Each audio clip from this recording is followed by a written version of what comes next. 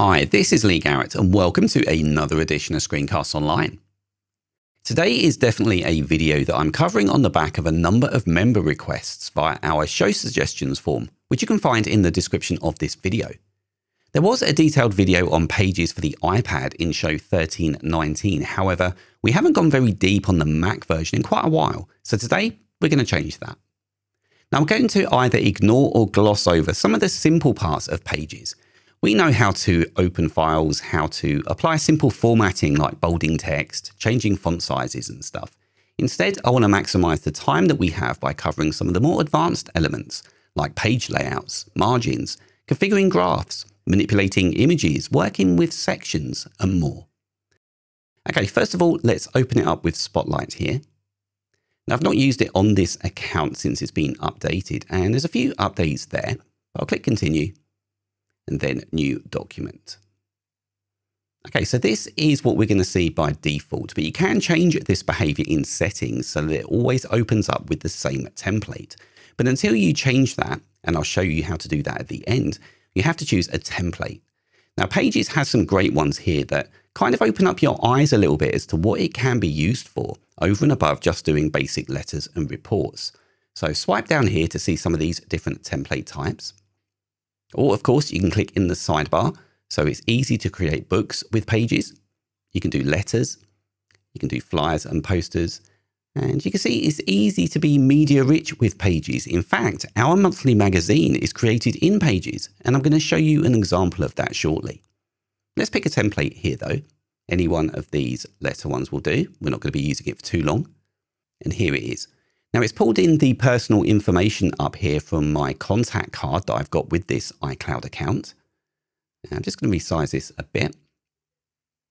Now, the first fact that you may not know is that there are two types of documents you really have in Pages. You've got a word processing document, which is the standard that you're used to and contains mainly text, or you can have a page layout document, which is more like a canvas that you add text boxes and images to. If you remember Microsoft Publisher, it's a lot like that. So this is a word processing document, and we know this by how I've typed in the text here. And if I go to Document, I can see that Document Body is ticked. And this says it's a word processing document. However, if I uncheck this, it's going to convert it to a page layout document, which will subsequently remove all of the text that's there. So let's do that. We can see it's all gone. And all I've got left here is this image, which I can drag around and place anywhere on this canvas. Now, if I want text in here, I need to click on this text button up here, then click inside it to add some text. Then I can click and move this box anywhere that I want. If I convert it back to a word processing document, then I need to click and go back to entering text in the usual standard way through an insertion point on the page in a linear format. Now, what I'm going to do is I'm just going to pause and show you a document that has been created as a page layout document. And here we are. Do you recognize this? Well, if you don't, then please be sure to use your Screencast Online Tutorials app to get the latest issue and any back issues of our magazine. You can access it through the website as well on your dashboard. But that aside, our magazine is created using Pages. We can see our pages here in the sidebar. And if I click on Document, then Document Body is of course unchecked. And over here we have our canvas with different text boxes, images, links, all carefully constructed. As you can see, it's easy to move things around as I like. We can see it's formatted into nice columns. We've got lots of images in here, all stuff that we're going to look at over the course of this video. Now, I would say the magazine's probably quite an advanced use case for Pages, but it does kind of show you exactly what you can create if you put your mind to it, or in our case, the collective minds of our back office team.